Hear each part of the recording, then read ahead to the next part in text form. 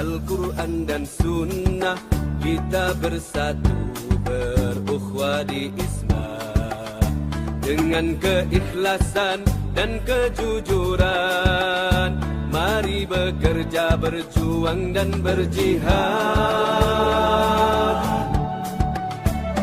Berlandaskan Al-Quran dan Sunnah, kita bersatu.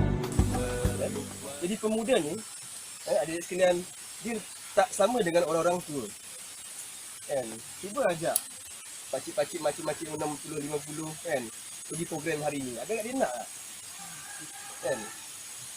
Mahasiswa yang ada pada masa sekarang ni, dia berbeza dengan orang-orang yang lama sebelum ni.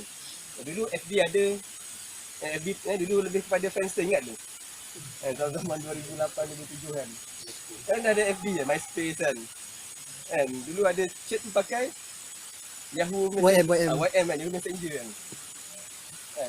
Dan dia sifat dia sentiasa berubah dan berubah. Kan? Dan begitu juga pada mahasiswa kan. Mahasiswa dia tak boleh bersifat statik. Kan? Dia kena bersifat dinamik. Kan? Dan kalau kita menelusuri sejarah-sejarah tokoh-tokoh kan, Islam yang besar. Kan? Kalau kita kenal Abu Bakar semua kan, Umar semua bagai. Tengok yang lebih pada kontemporari.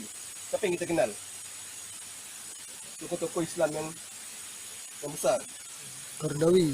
Dr. Abdul Aziz Ar-Rantisi. Siapa dia? Siapa kenal? Abdul Qadir Audah. Seorang hakim yang akhirnya digantung mati kan. Siapa lagi yang kita kenal? Dr. Abbas Madani. Siapa dia?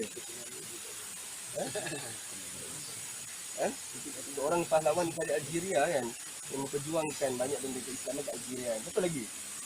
Dr. Abdullah Azam. Siapa dia? Siapa lagi? Yang kita kenal? Dr. Burhanuddin Al-Hilmi. Siapa dia? Tokoh sejarah. Oh, Sejarah dia. sejarah. Sejarah tentang apa kan? Erbakan Najmuddin siapa? Nuruddin Az-Zinki siapa? Adik-adik sekalian, yang disebutkan tadi merupakan tokoh-tokoh yang besar. Dengan keikhlasan dan Kita ambil lah tokoh Abdul Aziz Ar-Rantisi yang lahir pada tahun 1947. Lepas tu pada 1965 dia menamatkan dia punya, bahasa kita ni Form 5 lah kan. Dan terus menyambung pelajaran dalam bidang perubatan. Dan bila dapat sijil perubatan tersebut, dia tak pergi ke tempat lain untuk belajar bekerja. Dia terus balik ke Khan Yunis dekat Gaza dan khidmat. Dan bila habis belajar houseman dan sebagainya, dia buat specialist. Bila habis specialist, dia balik ke Gaza semula. Kalau fikir secara, kalau nak fikir untung lah kan, yang dikatakan mahasiswa dunia, jadi senang-senang je. Pergi ke Eropah kan, pergi ke tempat lain yang rasa yang aman, senang kan. Tetapi tindakan yang dibuat tu berbeza. Dan pada masa tersebut dia seorang pemuda, seorang mahasiswa. Dan pada tahun 1987 dia menubuhkan apa? Hamas. Semua tak tahu kan? Ini sejarah Islam kan? Sejarah Islam, sejarah kekuatan gerakan-gerakan Islam kita kenal, kita tahu kan. Dan berlaku intifadah yang pertama pada tahun berapa? 1988. Apa tragedi menyebabkan intifadah pertama yang berlaku? Cek balik kan. Dia berlaku akibat satu lori besar yang milik pendatang Yahudi melanggar dua lori kecil milik penduduk Palestin, yang mencetuskannya akhirnya akan mencetuskan satu intifadah yang besar, kebangkitan yang besar. Dan bila dia memulakan intifadah, dia dipenjarakan. Dan dalam dipenjarakan, dia baca banyak, dia hafaz Quran, dia baca tafsir.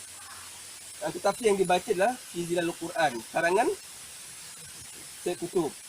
Lepas tu tafsir Fi Al-Asas, karangan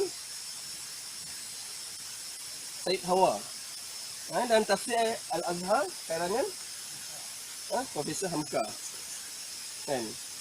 Jadi kita melihat tokoh-tokoh yang lahir dengan ada kefahaman yang jelas apa yang dia nak, ke mana dia bawa diri dia, agenda dia tahu apa benda dia buat.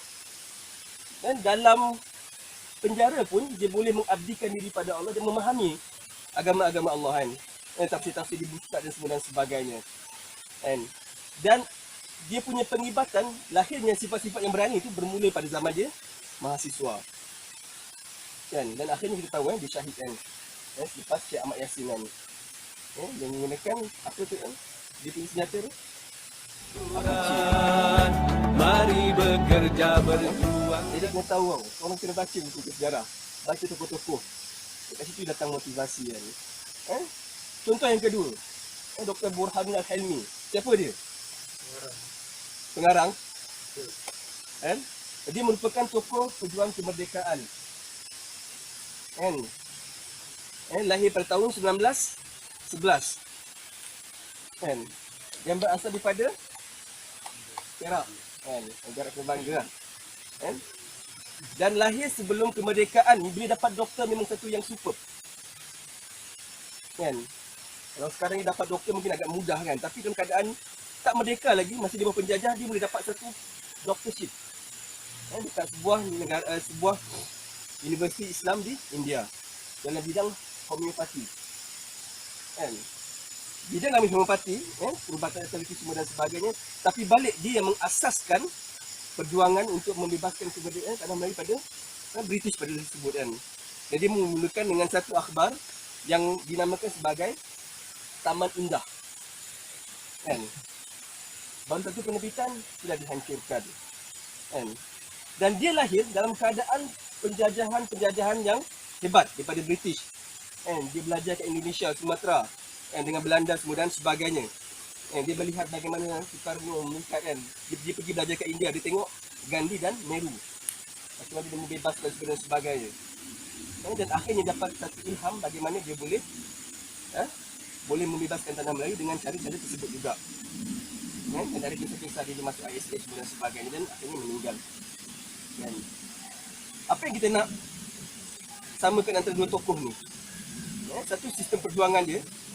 Dia jelas apa yang dia nak dan dia bermula pada zaman mahasiswa.